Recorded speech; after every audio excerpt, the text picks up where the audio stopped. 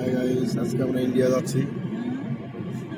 এই যে আমার মেয়ে, আমার ওয়াইফ, আমার ছেলে। তো আমরা রওনা দিয়েছি 12:30টায়। যেতে যেতে হয়তো 1:30 বাজবে।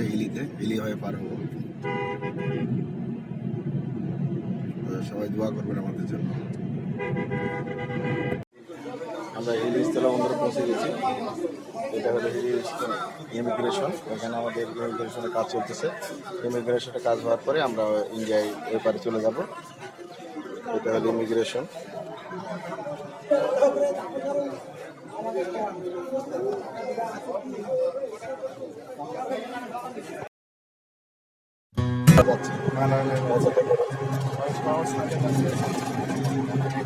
রাস্তা এখান থেকে যাইতে আমাদের 1 ঘন্টা সময় লাগবে।